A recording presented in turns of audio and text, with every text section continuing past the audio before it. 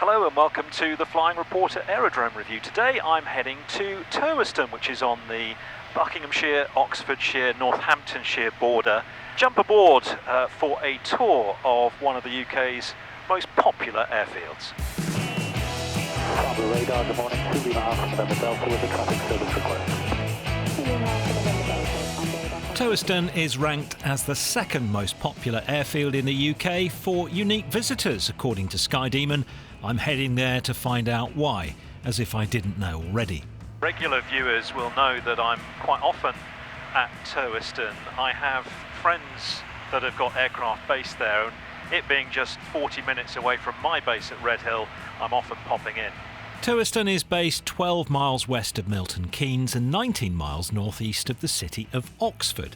For flyers, it's situated in an area of relatively open airspace. Just watch for Hinton in the Hedges parachuting and gliding site 4 miles to the west, a high-intensity radio transmission area to the southwest, and Finmere microlight site to the southeast, which is sometimes mistaken for Turweston. The circuit is not completely rectangular, owing to some farms to avoid to the east and the growing town of Brackley to the west. Victor, descending dead side. I'm going to make an overhead join so that you can get a good look at the airfield from my underwing camera, but crosswind, base, downwind and straight-in joins are all possible here, depending on traffic. And one of the things that makes Turweston easy to find sometimes is a very large solar park just on the upwind end of runway 27. Spotting that sometimes depends upon what the sun's doing or what the clouds are doing, because sometimes it can glint in the sun and easily be viewed, other times it's under a cloud and can't be. And there's a big new build town at the moment at the upwind end of runway 27 as well, which also helps. I've edited down my arrival as I'm not here to teach you how to do a standard overhead join, but I can point out some of the noise abatement areas for runway 27 with the help of the circuit diagram from the Poulis flight guide.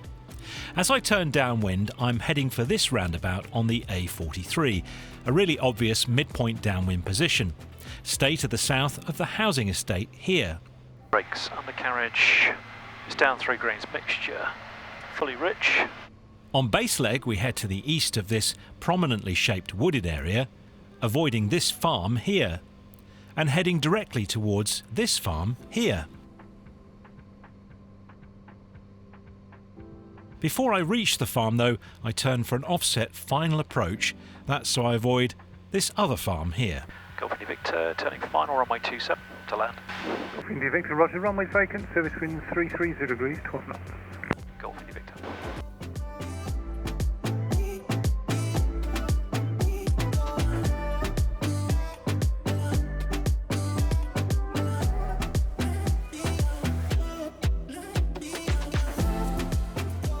Turweston's main hard runway 2709 is in a very good condition.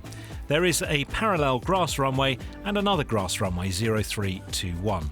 The apron is massive and there's plenty of space for visitors.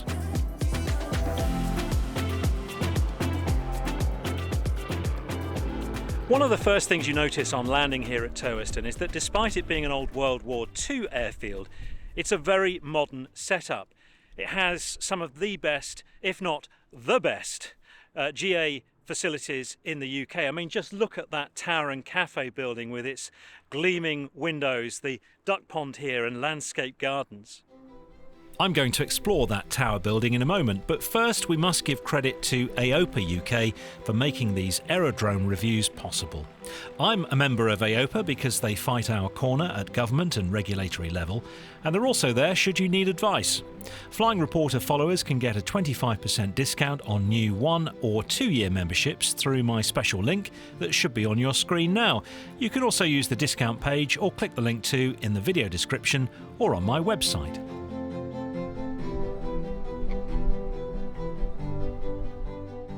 One of the upsides of this being a modern setup is that it's completely geared towards disabled people.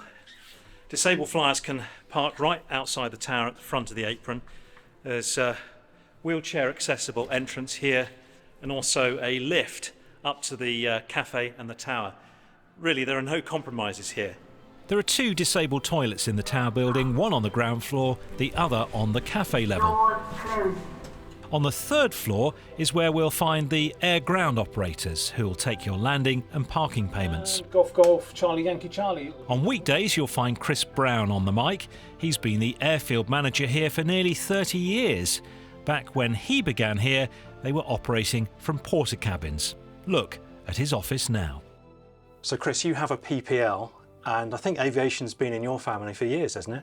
Yeah, certainly has, yes. My father's an ex-Air Force engineer, and once he left the Air Force, he joined the engineering team at CSE Aviation at Kidlington Airport, and ended up doing 43 years there as the chief engineer. So yeah, I started flying with him at a very young age. I've got pictures of myself flying in Sheila Scott's Comanche G-Toy at the age of 7. So that's a nice picture, and it was a great way to join the aviation community, really, and a great place to learn and cut my teeth as such at Oxford.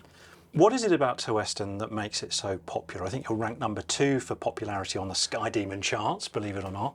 Yes, you've got plush, shiny buildings, but it is more than that, actually, I think. I think the thing is with Turweston is it has lots of very experienced people that operate it and operate from here. They've all been doing aviation in some form, whether it was flying in the Air Force or whether it was teaching or whatever, and they have gained lots of knowledge, and they've brought it here and dissected the worst bits out of aviation and kept the good bits. So the whole airfield is run on a very relaxed but professional means as such. No high-vis jackets, there's no gold bars. Let's talk about practicalities from a private pilot or pilot perspective. PPR is required, as it is at most places, I think. Yeah, I mean, there's lots of people that don't like PPRs, but myself, I don't see a problem with it. We have limitations, which I think I've spoken to you about in the past. So we have a limit of movement numbers and we have a limit of time. So I have to be able to judge what movements I have available to visiting people or the school or whatever else. And it also brings down the amount of RT that's needed because I have the information. So it makes the whole operation much smoother and easier to manage, I would say. We did do an online one, yeah, which is fine, but it's not personal. We're a very personable airfield. We like to talk to people. We're friendly. You've got a big apron there and also grass parking when it allows, when the weather allows. Yes. If people are visiting, can they, maybe they're stopping through, we had some windy weather yesterday, didn't we? We did. If they're stopping, can they get a tie down? Is there any spare hangarage available? I know it's at a premium in the country. What's the score on that? So as far as that sort of thing goes, yes, we will always go above and beyond. It's something that if someone gets stranded here, we will always look after them. We will usually, if it's a lighter aircraft, we will try and find a spot in the hangar for it. But we do have our tie down as well, and the tie down is very, very secure. It's a cable hawser which goes the whole length of the apron.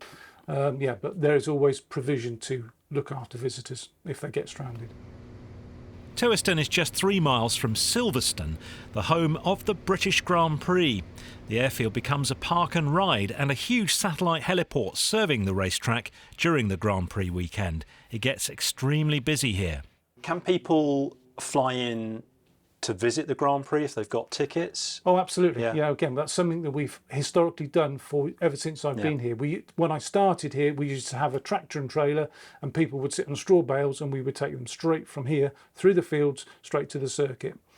That route changed over the years, and it ended up being, top end 4x4s with anyone and everyone who was important would use that for service to get across because it worked. It was a straight through the field service. Unfortunately, the farming population around the circuit have picked up on camping, and campers now swarm around the circuit. So our route, which we used for years, is no longer available to us. So what we have going on now, we work with Silverstone Circuits directly, and we have a park and ride bus service which leaves directly from the airfield, goes on the main road, so that service can be booked directly through Silverstone Circuits or by talking to Tanya Coles, one of our ladies downstairs. quite often motorsport comes to Turweston. It's here today. I see it going up and down the runway. Yeah, What's that all about? Well, we're right in the middle of sort of motorsport central, really. There are lots and lots of local-based teams, and we've had a team here from up north of Birmingham today. They're running 3 cars up here. But yeah, airfields are expensive things to operate, and there are lots of days throughout the year where flying can't happen because of the winds or the rain or the low cloud or whatever. So we have adopted this process where we will allow motorsport to come to us and use the runway for testing, shakedowns. You know, they're just coming to do simple things like bedding brakes, you know, just testing gearboxes, all that sort of stuff. But it brings revenue into the airfield, which is important because it subsidises all of us people that fly as well. You know, it helps pay for all the, you know, the mending of things around the airfield. I'm going to head up to the cafe now and see Gary. What would you recommend from the menu? The menu changes on a regular basis, so I don't know. Myself personally, I always try to eat healthily, so I'll always have one of their all-day breakfasts. I like their all-day breakfast. The Flight Deck Cafe is large but very popular. You might want to book ahead as you can't always guarantee to get a table. In the summer they serve on tables out on the balcony, which is very pleasant as there's a great view of the runways. I sat down with Gary Loveday from the operations staff who's been researching the aerodrome's history. And Chris said to have the full English breakfast, but I don't think my doctor would approve. So, but a bacon bap maybe. They do bacon baps, sausage baps. Yeah. And apparently this is local produce. I mean, Yeah. like really local. Yeah, the meat actually comes from the butcher on site. No way. Yeah. An airfield with its own butcher. Yeah, well, why not? That's great. What do they serve? Local restaurants and things from there, or They do pubs and other businesses and things like that. Turweston was a Second World War RAF bomber training airfield that opened in 1942. The first aircraft to arrive here was an aircraft making an emergency landing. Even before the RAF moved in, the first aeroplane to land here was B-17 following a mid-air collision, and it was that badly damaged they actually scrapped it here. managed to land? Yes, it managed to land, just about managed to get to the dispersal point, and it languished there. They inspected it, obviously, and then the Americans said, no, we'll just break it up. And apparently the local kids came along and liberated the raft out of it and went for a float down the local river. There was another one as well, Yeah, wasn't there? there's That wasn't such a happy ending. No, it's the one that Garth Barnard covered in his World War II Crash Detective series. And it was 2 Wellingtons that collided mid-air with a loss of 13 crew, I think it was all told. But nobody survived that at all. One crashed fairly close into the airfield and the other one managed to go a bit further on. So what happened to the airfield after the war? We handed the keys over to the Army on the 21st of January 1946, and they moved in a load of vehicles, 40 to 50,000 vehicles. What, they were just redundant, not really Yeah. doing anything? Yeah, I It was suppose- a car park there. Yeah, I suppose when you think about it, as soon as the war finishes, you can't just switch all the production lines off. They're still churning the stuff out. They've still got to produce them. Some of the stuff was delivered by rail up from Brackley Top Station, and they reinforced one of the local bridges so they could actually drive the stuff up.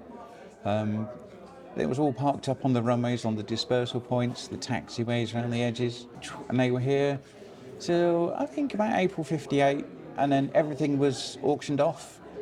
Some vehicles were reused and went back into the army stock. Some of them were scrapped. Some of them then were sold off and auctioned. Apparently, you could buy a fully functioning World War II Jeep for £70.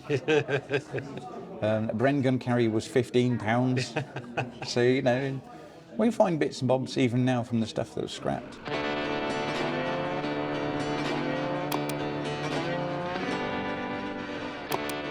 Most days you'll normally find Gary assisting pilots airside rather than in the cafe, helping them with fuel. Avgas and Jet A1 is available and it's competitively priced here. They offer discount landing fees at the moment if you uplift more than 60 litres. The landing fees for a typical spam can are about average in my experience. I tend not to give actual prices in these reviews because I hope that these videos will outlast any fluctuation in fees. In terms of other things going on here, other than the cafe, I'm not aware of anything else to see or do here particularly, but there's a flying school, Turweston Aero Club, a maintenance organisation, Vision Aerospace, a paint shop, Mick Allen & Son, and an avionics company, LX Avionics.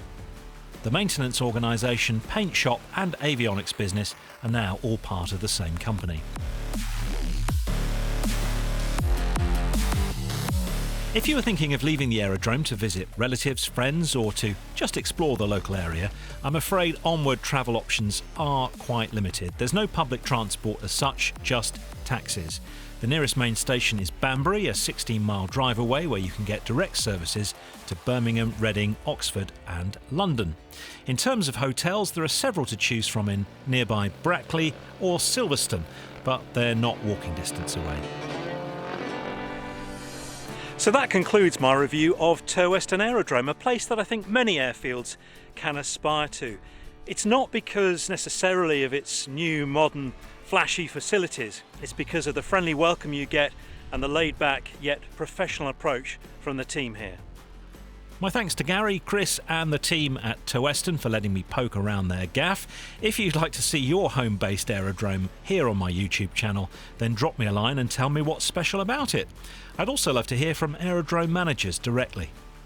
The Flying Reporter Aerodrome Review has been sponsored by AOPA UK. Click the link that's on the screen for a 25% discount on new AOPA UK memberships. Until next time, fly safely, my friends.